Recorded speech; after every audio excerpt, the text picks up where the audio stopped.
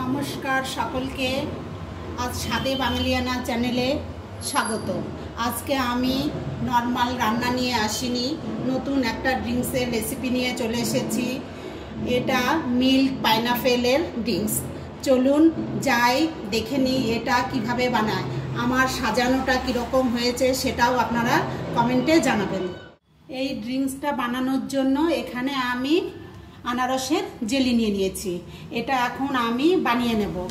এটা বানানোর জন্য হাফ লিটার জল লাগবে, সেখানে আমি হাফ লিটারের থেকে একটু কম দেব, কেননা আমি বানিয়ে দেখেছি যে হাফ লিটার জল দিলে একটু পাতলা হয়, আর যদি এটা হাফ লিটারের থেকে কম দেই তাহলে জিনিসটা একটু দবেজ হয়, ভালো লাগে খেতে। এখানে 1 কাপ জল দিলাম, এটা 250 কাপ, আর দেব হচ্ছে 1.25 কাপ জল। এখানে একটা আমি বোল নিয়ে নিয়েছি, এটার মধ্যে যেহেতু 2টা প্যাকেট আছে সেহেতু এটা এখন আমি এই বাটির মধ্যে ঢেলে নেব। এটাও এখন আমি কেটে মিশিয়ে দেব। যদি মিক্স করা থাকে তাহলে মেশানোর প্রয়োজন নাই, যেহেতু 2টা পাউচ এসছে সেহেতু এটা মিশাতে হবে।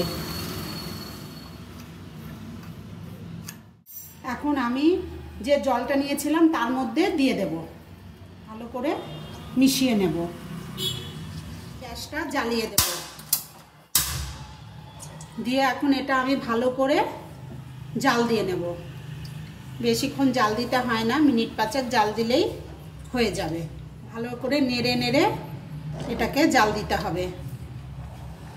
এই যে আমার জেলিটা রান্না হয়ে গেছে, এখন এটা আমি নামিয়ে নেব।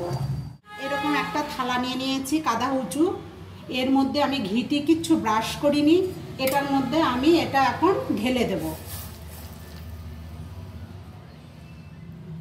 এটা আমি 10 মিনিটের জন্য রেখে দেব, এটা ঠান্ডা হওয়ার জন্য।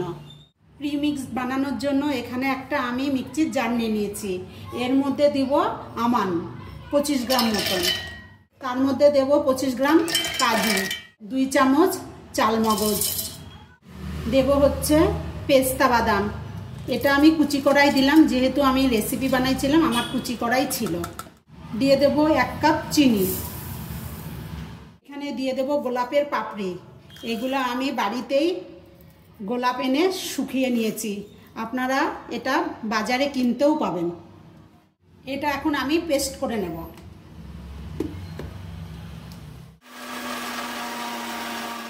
এখন এটা আমার পেস্ট করা হয়ে গেছে। এর মধ্যে এখন আমি দিয়ে দেব 1 cup vanilla custard powder, vanilla ফ্লেভারের, এটাও দিয়ে এখন আমি মিশিয়ে নেব।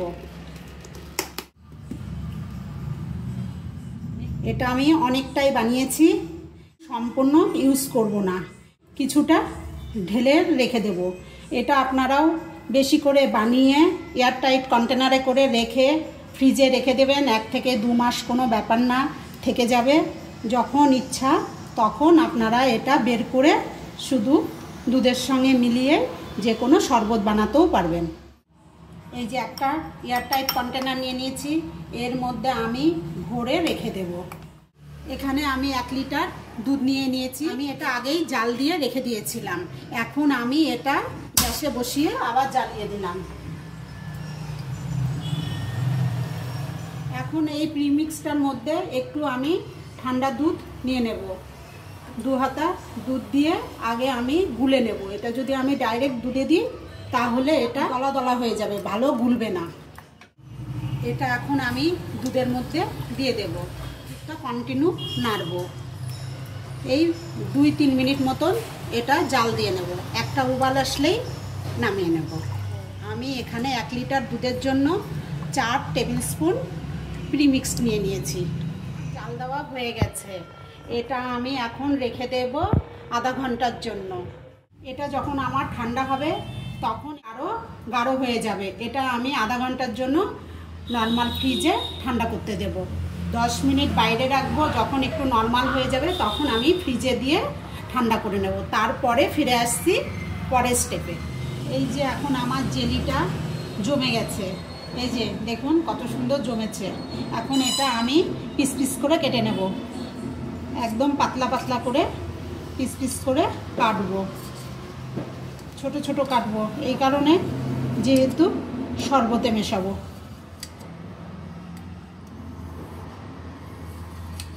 এইভাবে আমি টোটালটা কেটে নিয়েছি। এখন আমি একটা দিয়ে আপনাদেরকে তুলে দেখাচ্ছি। দেখুন বন্ধুরা, দেখতে কত সুন্দর হয়েছে।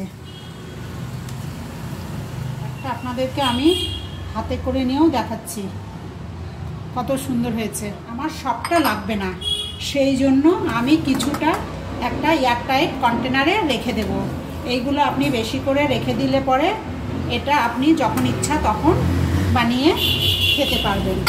এটা ফ্রিজে রেখে দেবেন, অনেক দিন অবধি থাকবে। আমি কিছুটা রেখে দেব আর কিছুটা এখন আমি ইউজ করব। এখন আমি ফ্রিজ থেকে বের করে নিয়েছি, শরবতটা বানিয়ে নেব। এই যে দেখুন, এরকম দেখতে হয়েছে। যদি আপনারা আগের থেকে বানিয়ে রেখে দেন তাহলে গরমে কোথাও বেরোলেন, এসে ফটাফট বের করে খেতে পারবেন। সেই টেস্টি হয় খেতে, একবার হলেও বানিয়ে খেয়ে দেখবেন। এটা যদি মনে করেন ঠান্ডার দিনে খাবেন তাহলে পরে এটা জাস্ট এরকম বানিয়ে ড্রাই ফ্রুট জেলি মিশিয়ে আপনি গরম গরমও খেতে পারেন, ওটাও ভালো লাগে। আর এটা ঠান্ডা তো তুলনায় হয় না। এখন আমি দিয়ে দেব জেলিগুলো, দিয়ে দেব বরফ, দেব পেস্তা কুচি, দিয়ে দেব গোলাপের পাপড়ি। আমি ভালো করে মিশিয়ে নেব। তারপরে এখন আমি আপনাদেরকে গ্লাসে সার্ভ করে দেখাচ্ছি। দেখুন বন্ধুরা, আমার ড্রিঙ্কসটা বানানো হয়ে গেছে। আমি এটা সার্ভ করে দেখালাম। বন্ধুরা, আপনারা একবার হলেও বাড়িতে বানিয়ে খেয়ে দেখবেন, দারুণ টেস্ট হয়। গরমের দিনে তো খুব ভালো লাগবে। ভিডিওটি ভালো লাগলে লাইক কমেন্ট শেয়ার করতে ভুলবেন না। ইউটিউব থেকে দেখলে সাবস্ক্রাইব করবেন, আর ফেসবুক থেকে দেখলে পেজটি ফলো করে দেবেন। আবার আসবো নতুন কোনো ভিডিও নিয়ে।